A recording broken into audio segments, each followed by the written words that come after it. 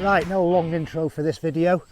I'm back at Ravens Reach. If you're a regular subscriber, you'll know that this is my little permission in the huge woodland, but I've got permission to use all the woodland, but this is my little area where I do bushcraft. It was a hell of a job getting in here.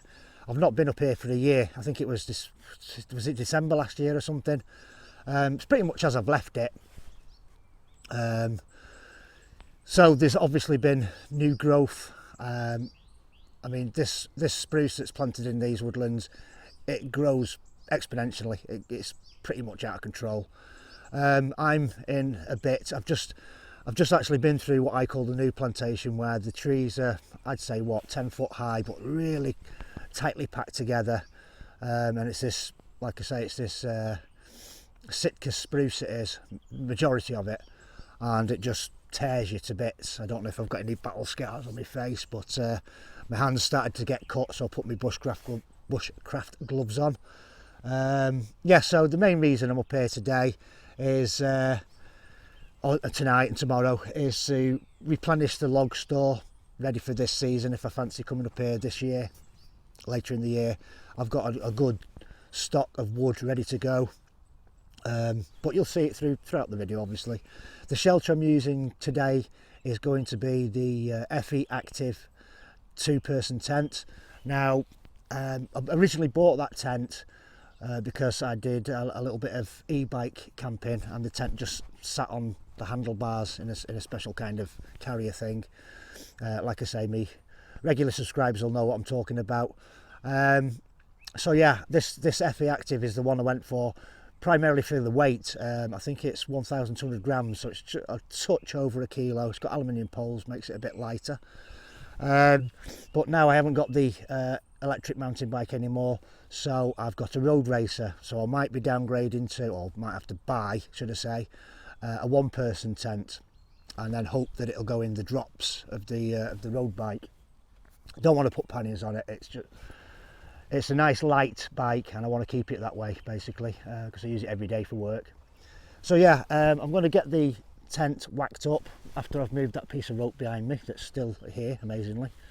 It is quite secluded, this woodland. Not many people come here, apart from that it's private. So, but there is a footpath that kind of runs here, there, and everywhere. But it is private woodland, and I've got permission from the estate to use it for bushcraft and camping and all that jazz, all the good stuff that we like doing. So yeah, I'm going to put the tent down on a tarpaulin now. If you're on a nice grass pitch, you don't need a secondary tarpaulin, or ground sheet, should I say.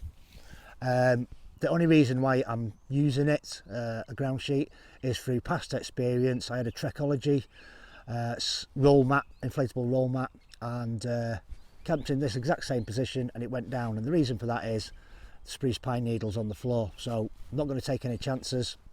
I'm going to put a ground sheet under it, but like I say, you don't need one. So that's the first thing I'm going to do. Probably tomorrow I'll give you a bit of a tour around it, a bit of a review, because I've had it for 2 years. It is a good tent, I do like it. And then we're going to do some cooking, might have a bit of spruce tea, all kinds of things going on in this video, so stay tuned. Right, let's crack on. That's me waffling already.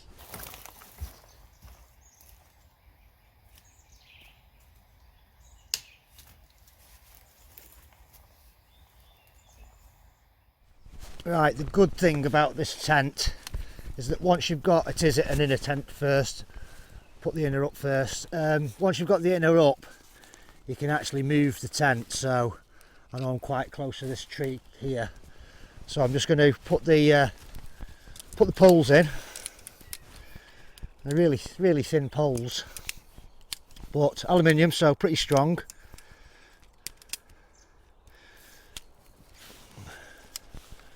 And in a second I'll just show you how they fix into the tent. It's just basically, you've got a couple of loops with eyes, and they just push through.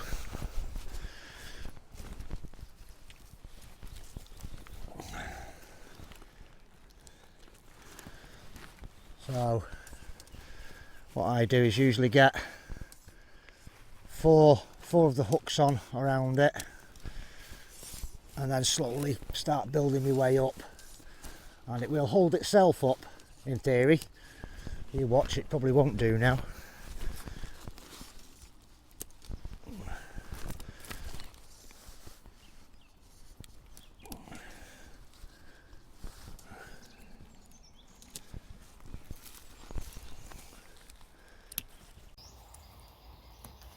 Right, so then it's just a case of tying it in the middle here. I just usually use a granny knot. I think they're called butterfly knots, are they? Overhand knots, I'm not sure. I'm sure someone will tell me in the comments. That's it. So now you can literally pick it up, move it about. I think there is going to be ideal. I might not even peg it down.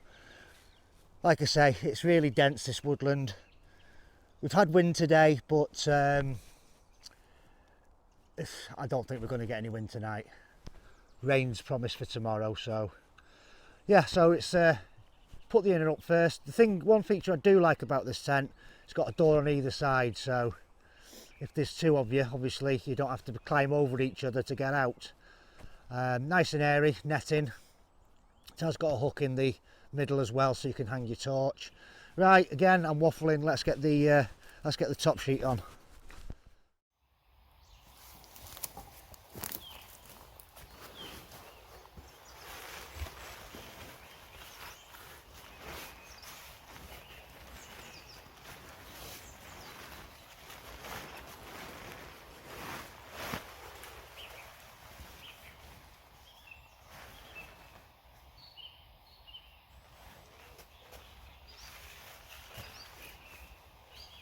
Dead easy. These plastic quick buckles you get on rucksacks. That's it. Just clip it in. Right, so each door has a toggle on it, so obviously you can have the doors open on both sides. That is. There's peg out points at the side here. Yeah, you can peg it all down, but for tonight just peg that one, the back door there, and the other side. I'm not even going to bother with guide ropes, it's up. So yeah, there you go, FE Active. It's white, lets a lot of light in, so if you don't like a lot of light you know, coming through your tent, this isn't the one for you. You need to get out a blackout tent. I've done a review on the of a Coleman Cobook, I think it was. That was a blackout tent, sold that in the end. Again, just a little bit too heavy for me, for my liking. But there we go, quick tour inside. So you've got your door there, and I think in the corner there, yeah, you've got a triangle for storage, and there should be one on this side as well. Yeah, I think they're really for the doors. If you only get the two of them, but I use them for storage. It's not a cheap kind of material they've used for the ground sheet. It's not that plastic PVC stuff. It is proper material in the style of a bucket, as we can see. There's your little hook for your torch, and that's it. That is your tent. So I'm having to use the torch on the phone. It's not quite dark yet, you know, still plenty of light, but the phone won't adjust to the shadiness of the inside here. So the roll mat I'm using is a DD coffin shape. Now these are designed for hammocks, but I actually love this. You can sometimes I do slip it into my sleeping bag as well. And for a bit of comfort, we've got the Trekology pillow. This band on the back is elasticated so that you can put it, let me put you down a minute, so it goes around your sleeping mat like that. Stops it moving about too much in the night. Brilliant bit of kit that. That's my luxury item. The bag that I'm using today is the classic army style kit bag. This one's brilliant because it's got shoulder straps. I could do with some more padding on them actually, but yeah, it's a massive bag. So that's all the rest of me stuff over there. In that bag there is the new fire pit. There's a log store, obviously. I'll just show you the old one. That's got to be taken away with me. It's a gaping big hole. It served me well. It has served me well, but yeah, needs to go. Quick look round the woods. All looks the same. One thing I'm going to do is what I originally did when I started using this little area, is I kind of cut my way in and left like little markers, sticks leaning at weird angles, and so I could find my way in, because like I said, it is pretty overgrown. So that's me waffling again. I need to crack on. I need to get see how good this wood is, see if we can get a fire going, get some food on. That'd be nice.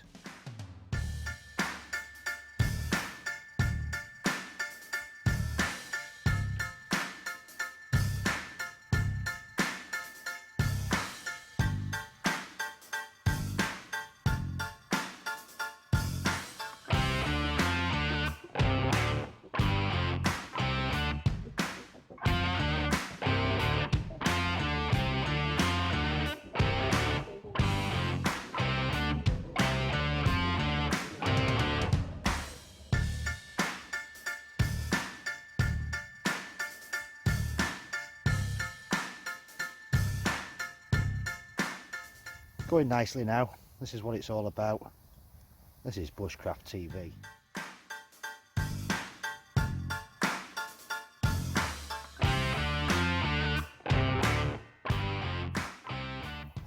So yeah, and just in case you're wondering, I've not turned into a cyclops. This little glow is the glow off the Petzl head torch. Once you've had it on for a while, it's glow in the dark, so you can basically find it. Nice little feature. It also has a whistle on it somewhere. Is that it? So yeah, false multiplying, that's what you want to be doing if you're prepping and bushcrafting. Get something that's got two jobs. Yeah, so I'm quite fortunate to have a permission woodland.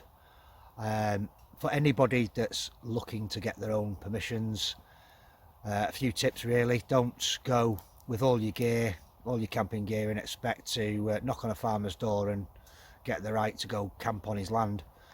You will find sometimes that farmers are tenant farmers, so they can't actually give you the permission.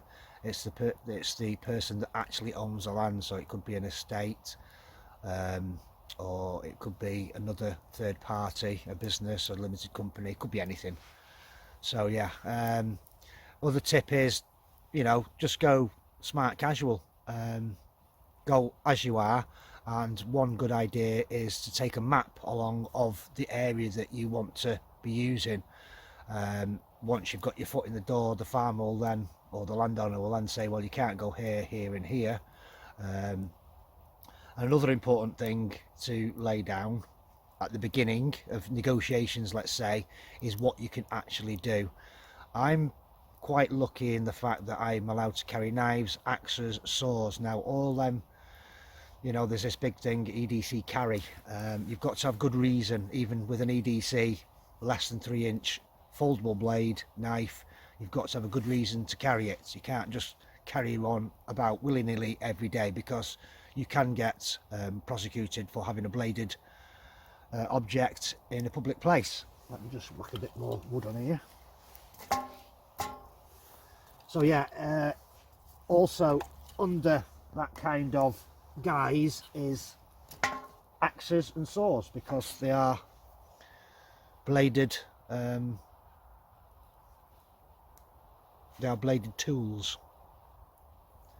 So leaving the axes, knives, saws to one side, that's all something we want to do, and you know, that's what we aspire to, I suppose, as bushcrafters. We want to be able to use our tools.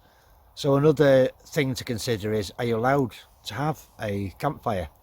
I've got a permission not too far away from here, probably about 5 miles away from here, where it's strictly no live campfires. I'm allowed to use a bush box with hexamine or gas. That's all I'm allowed to use at that particular permission I've got. In this permission I'm here today, it doesn't mind as long as it's raised off the ground and it's controlled. A controlled fire is one that you're always constantly on. Like mine's just gone out, so I need to get it going again. But you're always watchful like tomorrow morning, if I start it up, have a brew, and then it's down to embers, and then I'll go in the woods to go and find some firewood. It's that's not looking after your fire. So good etiquette, I would say, is the key word. So another thing to think about is how the land is actually managed.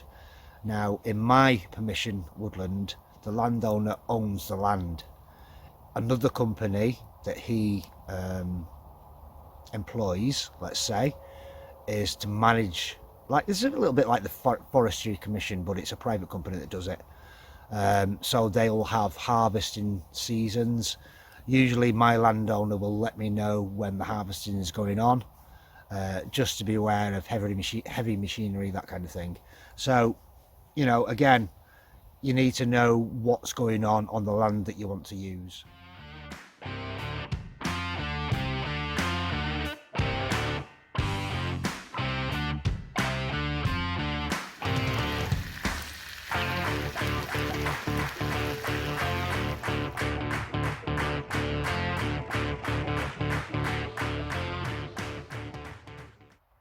Well, good morning, or should I say good afternoon. It's about dinner time now.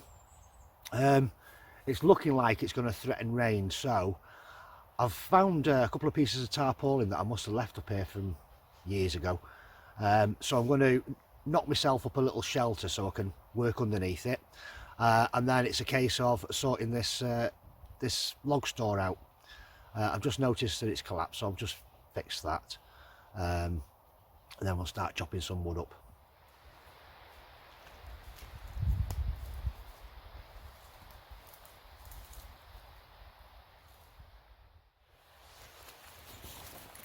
So I've just found this tub just over there, chainsaw oil it's had in it. It's already cut down, so I thought what I'd do is use it as a tinder bucket. So I'm just getting some of the dead stuff. If it sounds like fire when you're snapping it, it usually is good for fire.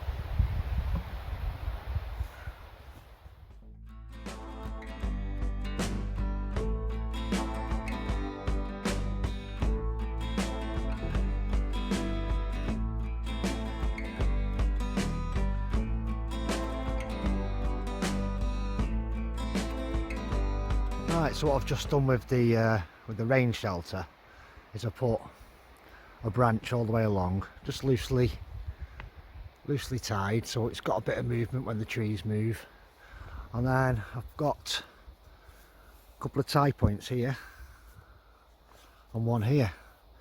So when I come to pack everything up, take the pole out of the middle, roll everything up and just tie it to the branch at the back. So I've just been out to get a little bit of spruce. I'm going to make myself a brew. This is Sitka spruce. You can tell it's Sitka spruce because if you turn it over, it looks kind of bluey, but it's actually not. It's green with white stripes in it, which makes it look kind of blue. Right, so I've got two titanium pots. One sits inside the other quite nicely. What I've done with this one yesterday, I drilled some holes in it so that I can sieve things out. So it's simply just a case of pulling the needles off.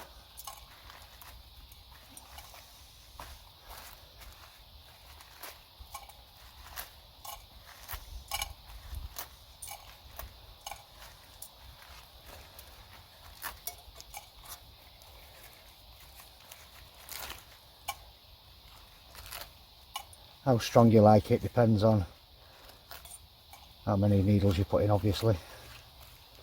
And the time of year can also affect, because if the tree's on a growing spurt in the spring, it'll be much more potent. It's full of vitamin C. Just be aware that you're actually picking spruce. Both spruces of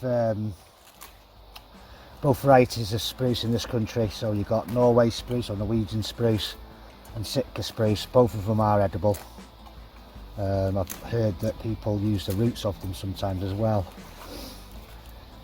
to kind of make a coffee substitute. The less wood we can get into the pot is better. Alright, I think that'll about do us, I think.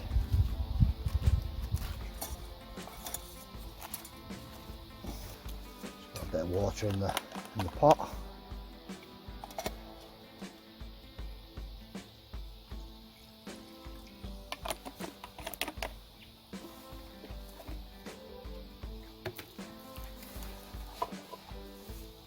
Get the stove on.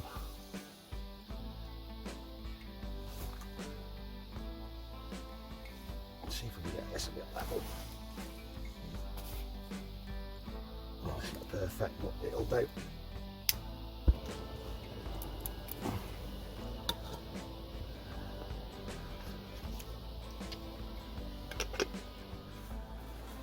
Right, so it's boiled and then simmered for about 2 minutes. Let's see if my my strainer works. Oh yes, perfectly.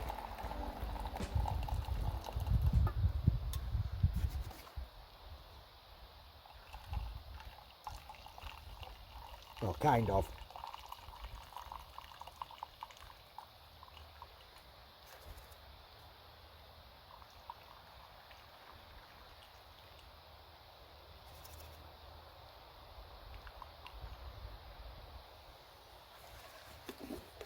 So that's what we're left with.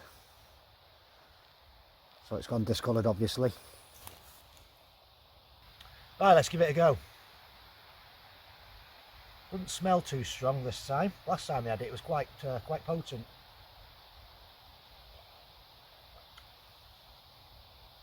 You get an earthy taste with it, but you do with all wild edibles, pretty much most of them anyway. The only one that I've not come across that doesn't taste earthy is rose petals. So yeah, it's got an earthy taste to it, but it's also got hints of citrus, kind of a citrusy taste to it, and that'll be the vitamin C.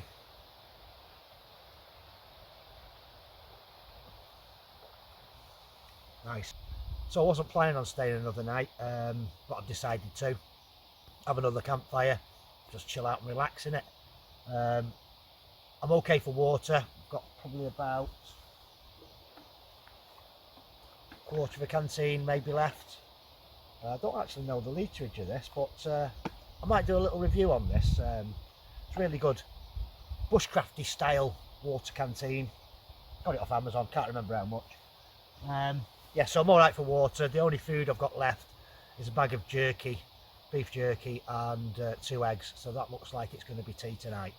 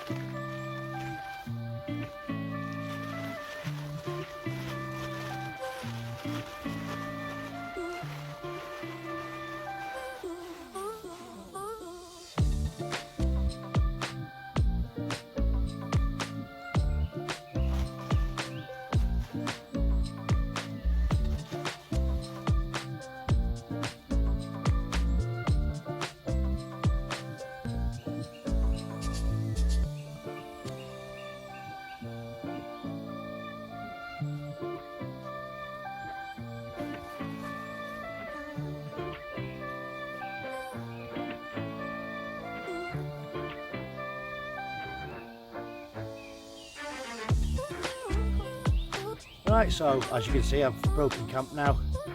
I woke up about 7 o'clock this morning and listened to the dawn chorus.